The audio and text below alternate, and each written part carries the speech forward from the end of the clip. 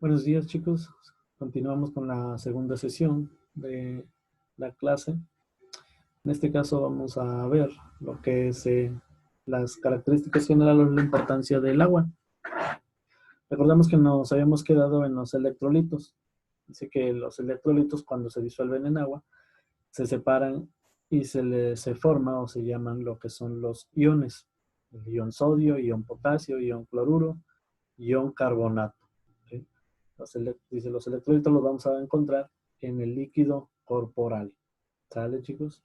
Entonces, comenzamos con el agua. Ahora vamos a ver la importancia del agua que tiene que ver en las reacciones biológicas. El agua dice que es un disolvente universal. Ya les había dicho que por sus características físico-químicas le llaman como disolvente universal. Es decir, tiene la capacidad para unirse con moléculas que tengan tanto propiedades ácidas como básicas. Eso es lo que lo hace que tengan alta solubilidad. Es el medio donde ocurren las reacciones metabólicas principalmente, en donde recordemos que estamos compuestos por una gran cantidad de agua. Hablando en peso, pues aproximadamente un 60%. Y también funciona para un sistema de transporte.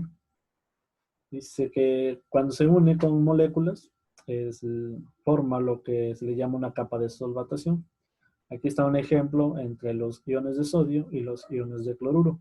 Como se pueden ver alrededor las moléculas de agua, ya sea en una sustancia que sea positiva o en otra sustancia que tenga cargas negativas.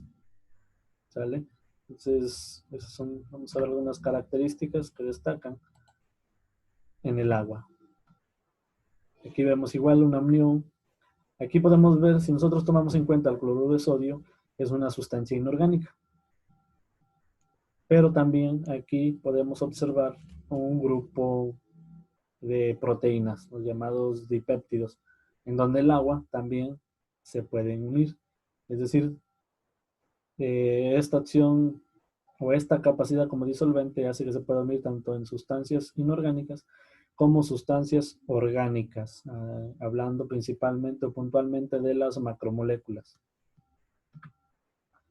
Dice, la molécula de agua es un dipolo. ¿A qué le vamos a llamar a un dipolo?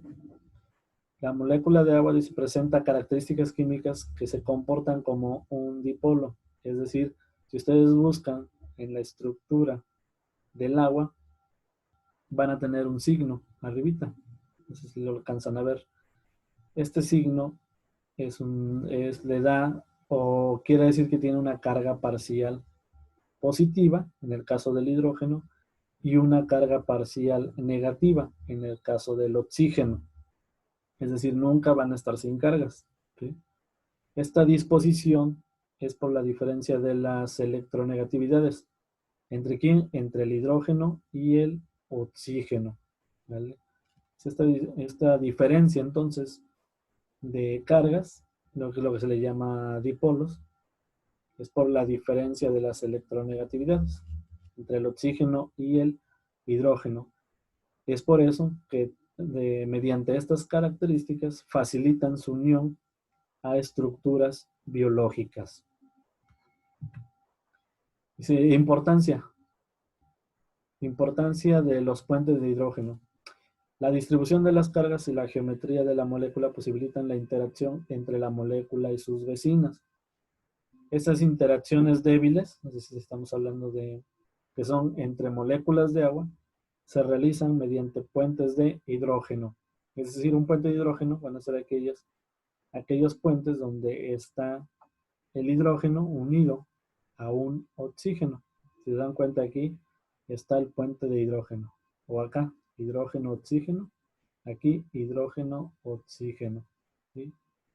Ese tipo de enlace también se le llama como enlace covalente polar entre el oxígeno y el hidrógeno. Dice, es de vital importancia, no solo permite la formación y rotura de enlaces, sino que gracias a este tipo de interacciones se van a disolver muchas moléculas biológicas en este medio. Y aquí tenemos el caso de los carbohidratos, que son estructuras muy polares por sus características de los grupos OH. ¿Sale? Entonces dice, estas interacciones débiles son muy importantes, hablando de los puentes de hidrógeno, porque facilitan la formación y la ruptura también de los enlaces. Esto principalmente en reacciones metabólicas para la liberación de moléculas de agua. Pues recuerden, ¿cómo es que se unen? Mediante puentes de hidrógeno. El enlace, ¿cómo se le llama? Enlace covalente polar. A su vez, también una molécula de agua puede llevar a cabo un tipo de disociación. ¿A qué le vamos a llamar disociación? Dice, el agua se puede separar en dos especies iónicas, llamados iones hidronio e ion hidroxilo. Recordemos que nuestro cuerpo está compuesto por mayor cantidad de agua. Entonces, vamos a imaginar que las estructuras de agua no están como nosotros las imaginamos, es decir, como esta molécula, sino que entre ellas mismas, dentro de las reacciones que pasan en el cuerpo, todas las estructuras de agua van a estar separadas así, entre hidrógeno, que le vamos a llamar protones, el protón, hidrógeno con carga positiva, y el hidroxilo, ¿sí? Cuando se separan una molécula de agua y tienen cargas, le vamos a llamar ya sea catión o anión, o generalmente iones, ¿sí? Entonces dice, el agua se separa en dos especies iónicas, el hidrógeno y el hidroxilo. Sin embargo, en la naturaleza el protón se encuentra asociado a otra molécula formando un ion hidronio. Es decir, esta es una molécula normal, una solita, pero como dentro de nuestro cuerpo no solamente hay una molécula de agua, sino que hay más de una molécula de agua, es decir, aquí están encontrando dos moléculas de agua, entonces la separación o la disociación genera iones hidronio, que le vamos a llamar ion hidronio, al H3O. Y este le vamos a decir ion hidroxilo. Si ustedes suman los elementos, le va a dar un total de acá. Es una reacción en equilibrio. ¿A qué me refiero? Si aquí hay 4 hidrógenos, de este lado debe haber 4 hidrógenos. Aquí hay 3 y aquí hay 1. Si aquí hay 2 oxígenos, de este lado va a haber 2 oxígenos. Estas flechas significan que es una reacción en equilibrio. Dice, la disociación de la molécula de agua en sus dos especies iónicas, el ion hidronio y el hidroxilo. Entonces, esto es como están en nuestro cuerpo. No se imaginen a esta molécula, sino imagínense esta reacción. Entonces, recuerden, H3O le vamos a llamar ion hidronio y OH le vamos a llamar hidroxilo. Esta disociación nos va a llevar a la química de los ácidos y de las bases, acidez y basicidad. Pues este comportamiento de la ionización del agua es la base para comprender el concepto entre ácido y base. Vamos a definir qué es un ácido y qué es una base desde el punto de vista de la definición de Bronsted-Lowry. Dice que un ácido es una sustancia que puede ceder un protón y una base es aquella que puede aceptar un protón. Sin embargo, hay sustancias que pueden comportarse como ácidos y bases, a los cuales se le conocen como anfóteros, ¿sí? Entonces, aquí pongo de ejemplo en este esquemita. Este es un ácido, el ácido metanoico. Dice, si este cede un protón, se convierte en una base. Por lo tanto, este es un ácido. La base, en este caso es el agua, dice, acepta un protón y se convierte en ácido. Si pueden dar cuenta, al compartir o aceptar protones, se convierten, digamos, en lo inverso. Si este es un ácido y cede un protón, se convierte en una base. Es decir, le quitamos este hidrógeno y solo se queda el oxígeno con una carga negativa. Si observan la molécula de agua, acepta un hidrógeno de aquí tiene 3, de aquí tiene 2, al aceptar 1, Sumamos ese hidrógeno y nos da 3. Entonces, este es una base y al aceptar un protón se convierte en un ácido. ¿Sí, chicos? Entonces, de acá para acá es una base y arriba es un ácido. Los anfóteros lo podemos distinguir que van a tener las dos cargas, la carga positiva y la carga negativa. De ahí podemos dar cuenta que es una estructura o una sustancia anfótera, ya que puede ceder protones como un ácido o aceptar protones como una base. ¿Sale, chicos? Entonces, esto es muy importante porque va a haber estructuras biológicas que tengan este tipo de función, que pueden ser sustancias anfóteras. Vamos a entender un poco de esto. Pasamos lo que es el pH y el pK. ¿Cuál es la importancia en el medio fisiológico? Moléculas biológicas pueden comportarse como un ácido y como una base, es decir, anfóteras. Es importante conocer su comportamiento en el medio fisiológico, dadas las implicaciones que pueden tener en los seres vivos. Recordemos que nosotros debemos tener dentro de nuestro organismo un equilibrio en cuanto a pH. Dice, la acidez de una solución se mide por la concentración de iones hidróneo o protones, que abarca desde 1 molar ácido hasta 10 a la 14 molar, que es cuando lo que nosotros le llamamos alcalino. Para evitar el uso de números tan pequeños se utiliza la escala logarítmica, la escala de pH. Nosotros conocemos esta escala. Nosotros conocemos esta escala del 0 al 14, pero para llegar a esto debemos de hacer unas simples conversiones en la calculadora utilizando el logaritmo, ¿sí? Dice el logaritmo. ¿Qué es el logaritmo? Es la función matemática inversa de la función exponencial. Si ustedes observan una calculadora, ahí viene la función del logaritmo. Dice el logaritmo en base 10 de 10 es igual a 1. Ahorita vamos a ver por qué es importante el logaritmo. Dice, el pH de una disolución es una medida de la concentración de protones. Como los protones reaccionan con el agua para dar iones hidróneo, recuerden la disociación, se puede considerar el pH como la concentración de esta última especie química.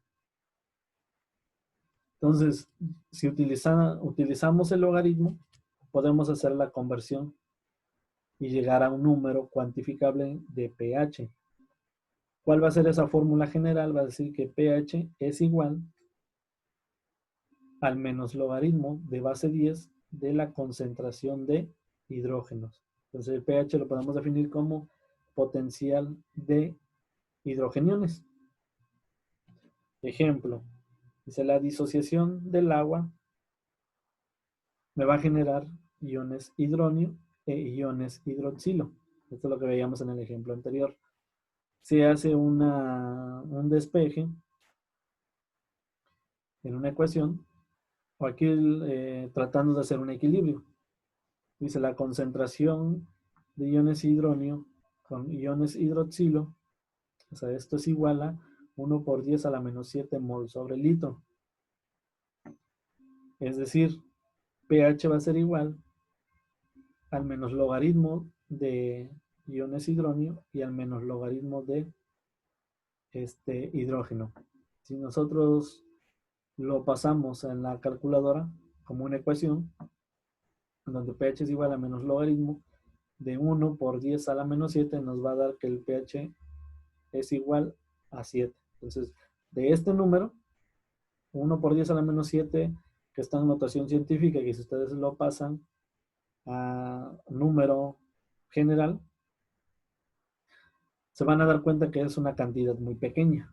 Entonces es difícil a nivel de laboratorio medirlo. Para eso ocupamos la escala del logaritmo. Y con esta sencilla ecuación podemos convertir este número a un número natural o cuantificable, que en este caso es el 7. ¿Sale, chicos? Pues de ahí es donde sale el pH. Pero recuerden, es potencial de hidrogeniones. que tiene que ver con el equilibrio o la disociación. Dice, ahora vamos a pasar a las soluciones buffer, que son una solución buffer o también llamadas tampón, que regulan el pH en la célula. La importancia de las soluciones anfóteras. De muchas enzimas para realizar su función dependen de la concentración de protones en el medio por su estado de ionización. Entonces recuerden siempre, imagínense, todas las células van a estar rodeadas de un pH determinado o de concentraciones de hidrógeno. Recuerden por la separación, la disociación. Dice, una pequeña fluctuación de pH celular, la enzima dejará de funcionar. Es decir, también las enzimas se pueden modificar si cambiamos el pH. ¿Cuál es la importancia de esto? Que las enzimas poseen grupos, dice, químicos ionizables. Aquellos grupos como carboxilos, aminos, tioles, en las cadenas laterales. Si recordamos, las enzimas están hechas principalmente por proteínas. Y las proteínas a su vez están hechas o contienen aminoácidos como estructuras básicas. Según el pH del medio, estos grupos pueden tener carga eléctrica positiva, negativa o neutra. Por lo que si cambiamos este tipo de pH alrededor, la enzima la podemos ya sea neutralizar o que no lleve a cabo una función. Entonces, estas soluciones tampón deben de regular este pH, el pH óptimo o adecuado, para que la enzima lleve a cabo sus funciones específicas. Dice, tanto el tampones o las soluciones buffer, tanto el medio intracelular como el extracelular. ¿A qué le vamos a llamar intra y extra? Recordemos, líquido intracelular es aquello que se encuentra dentro de las células. Y líquido extracelular va a ser el líquido que se encuentra en el plasma y en el líquido intercelular, es decir, el líquido que está entre las células. Esto va a estar conformado por el líquido extracelular. Dice, tiene una regulación del pH, es decir, debe haber un pH en equilibrio para que las moléculas puedan realizar sus funciones. Los sistemas tampón son sistemas acuosos que tienden a amortiguar los cambios que se producen en el pH, es decir, a resistir algún cambio en cuanto a concentraciones, ya sea de ácido o bases. Ejemplo, dice, cualquier aumento de la concentración de hidrógenos podrá ser absorbida por la base, en este caso de una solución tampón. Otro ejemplo dice, y si se incrementa la concentración de OH, será el ácido que ceda un protón para neutralizar al ion hidroxilo. Pues imagínense, aquí está la célula y aquí hay diferentes sustancias, iones, que tienen cargas positivas y cargas negativas. Entonces, el paso de cualquiera de estas sustancias puede cambiar o desequilibrar el pH que tenemos acá. Para eso funcionan las soluciones buffer o tampón.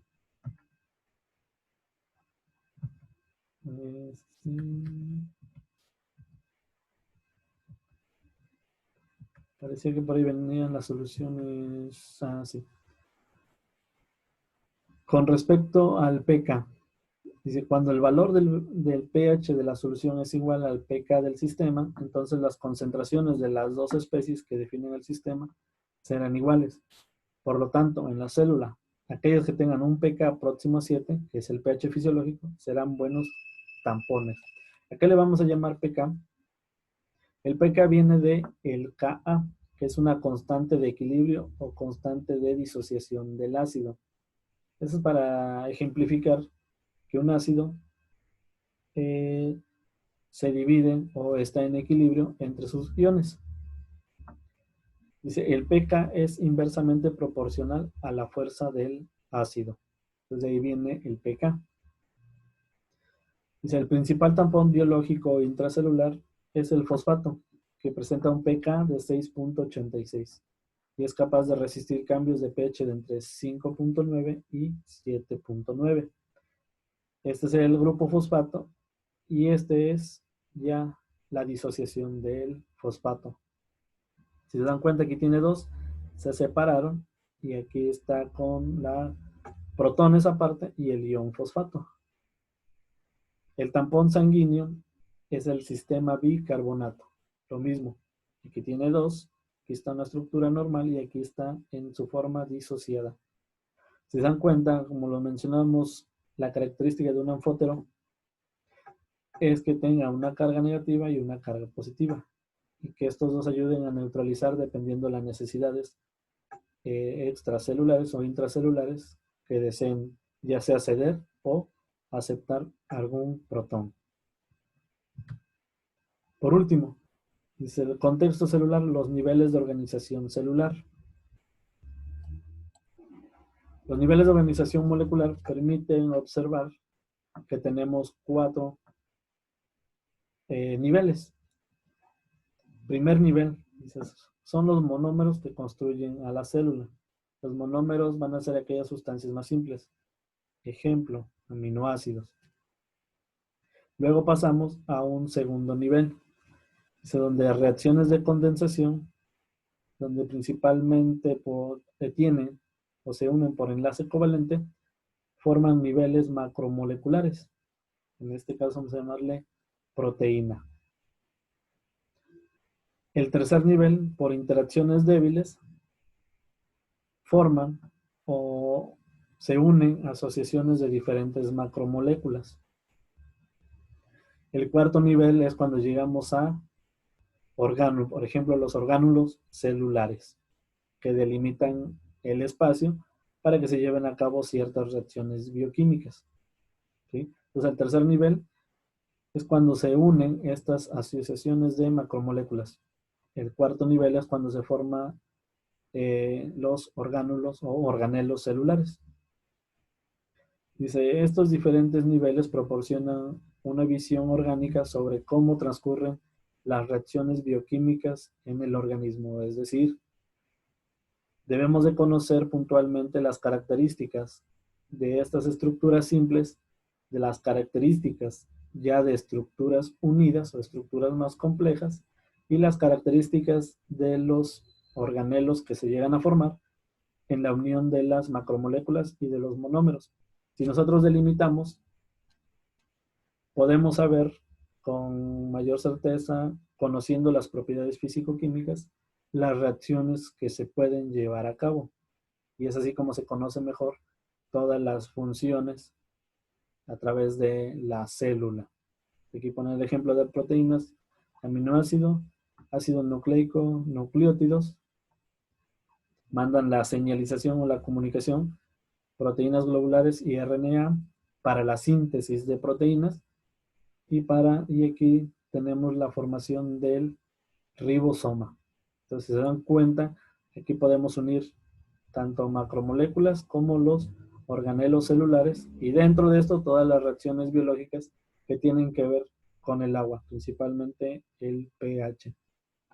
Bueno, chicos, esto ha sido todo de la segunda clase.